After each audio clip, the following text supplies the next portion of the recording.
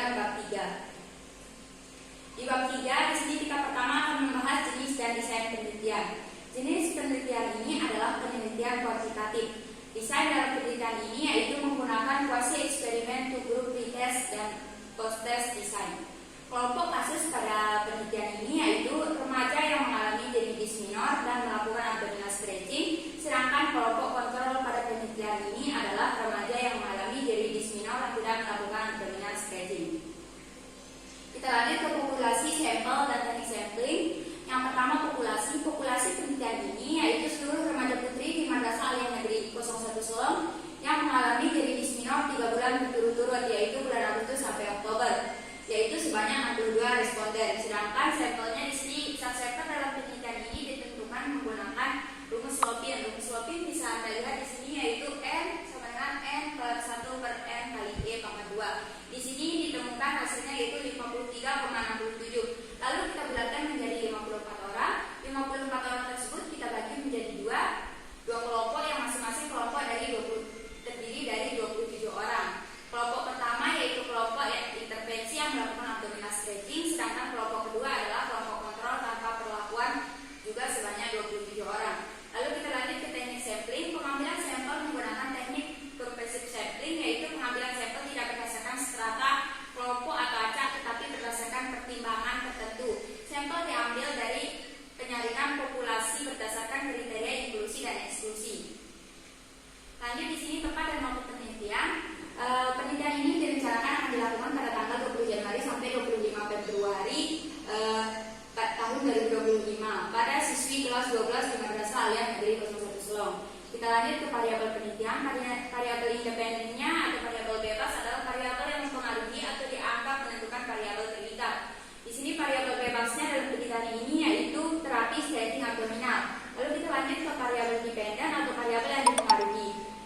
Dalam penelitian ini variabel dependennya yaitu penurunan nyeri disminor. Lanjut di sini definisi operasional variabel. Yang pertama, variabel dependennya yaitu latihan abdominal stretching merupakan suatu latihan yang peregangan otot yang digunakan responden untuk mengurangi rasa nyeri atau disminor pada responden yang sedang mengalami nyeri haid. Lalu parameter atau indikatornya melakukan abdominal stretching selama 10 menit 10 sampai 15 menit pada hari pertama menstruasi. Alat ukurnya yaitu SOP gerakan latihan abdominal stretching. Lalu kita lanjut variabel independennya yaitu nyeri disminor merupakan rasa tidak nyaman yang dialami saat menstruasi.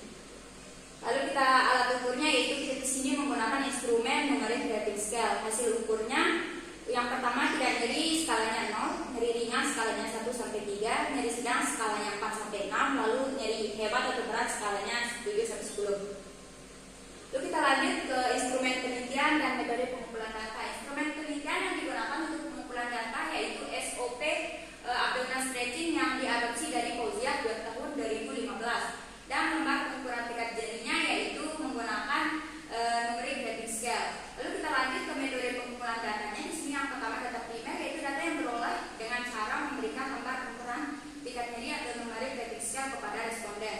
Lalu data sekundernya yaitu diambil dari suatu sumber dan biasanya data sudah dikomplikasikan terlebih dahulu oleh yang punya data. Lalu metode pengolahan datanya yang pertama ada editing, coding, scoring, tabulating, dan entry.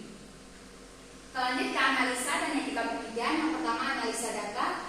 Di sini ada dua, analisis univariat yaitu dianalisis pada penelitian ini ialah menggambarkan intensitas nyeri pada responden. Lalu analisis bivariatnya yaitu dilakukan untuk mengidentifikasi perbedaan intensitas nyeri haid sebelum dan sesudah latihan abdominal stretching. Dengan dibentuknya kelas latihan, kelas kontrol dan kelas eksperimen yang akan diberi perlakuan berbeda.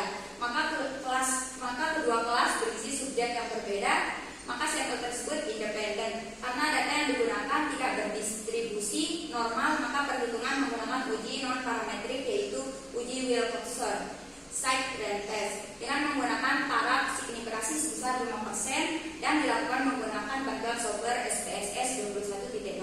Lalu kita lanjut ke etika penelitian. Di sini ada 3. Yang pertama informed consent atau lembar persetujuan yang kita berikan kepada responden.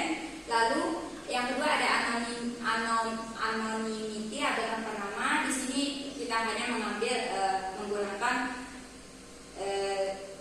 sampel namanya saja. Lalu kita lanjut ke confidentiality, yaitu kerahasiaan.